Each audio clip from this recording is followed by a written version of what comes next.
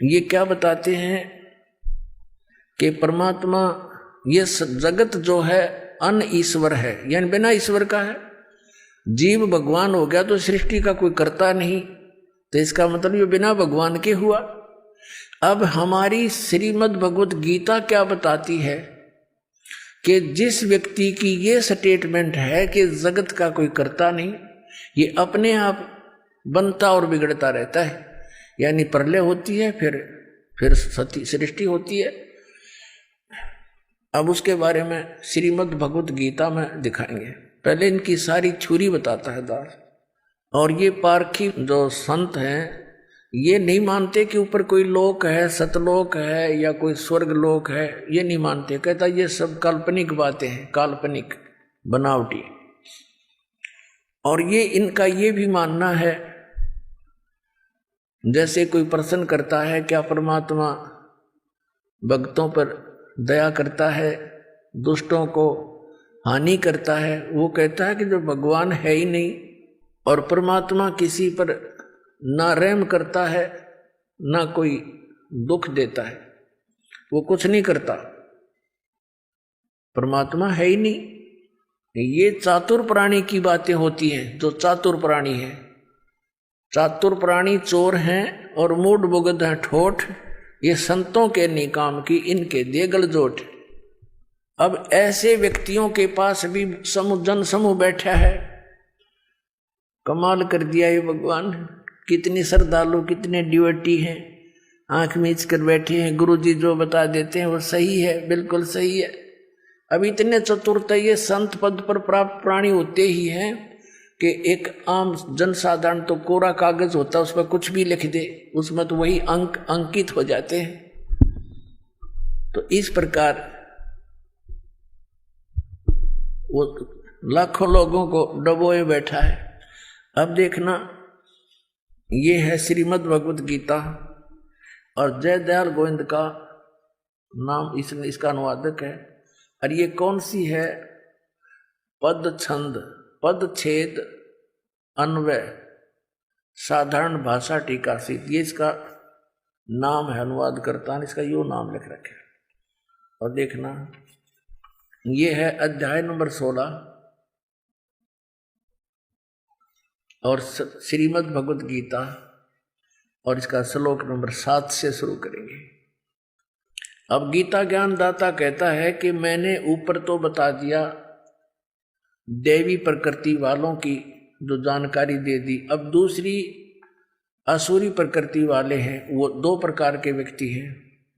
तो असुर स्वभाव वाले मनुष्य, ये 7वां श्लोक में, असुर यानी राक्षस स्वभाव वाले मनुष्य प्रवृत्ति और निवृत्ति इन दोनों को भी नहीं जानते, इसलिए उनमें न तो बाहर भीतर की शुद्धि और न श्रेष्ठ आचरण है और न सत्य भाषण ही है।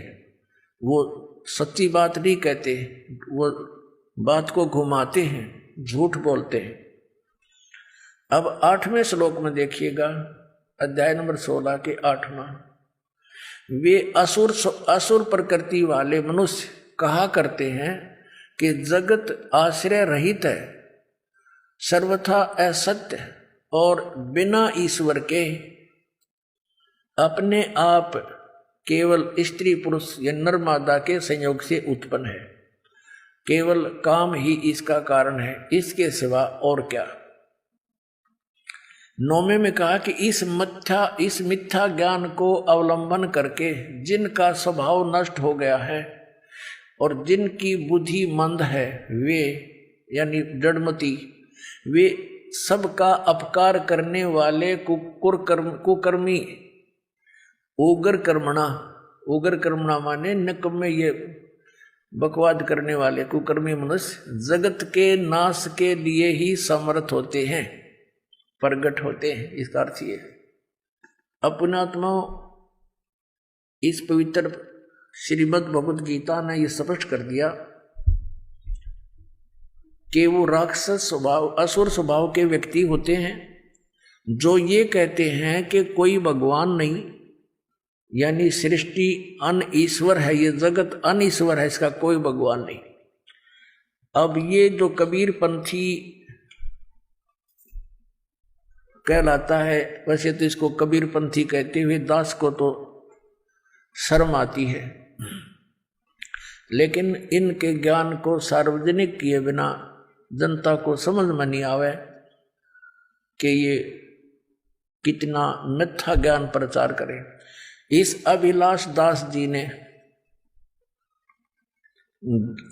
एक गीता सार लिखा है। इससे कोई पूछता है, जैसे इसके भक्त काफी यहाँ आए थे, हमसे मिलते रहते थे, उनसे वार्ता होती रहती है, तो वो क्या बताते हैं कि वो अभिलाष दास जी ने बड़े कई सैकड़ों पुस्तक बना रखी है और एक गीता सार भी बना रखा है। वो गीता सार पढ़ा दास ने।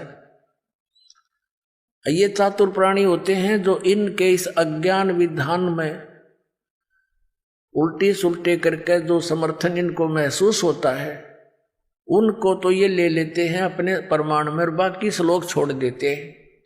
श्रीमद् भगवद गीता में 700 श्लोक हैं और इस भले पुरुष ने अपने अनुसार जो इसको चाहिए थे, जो इसके अनुकूल थे, वो सेलेक्ट कर लिए, बाकी छोड़ दिए।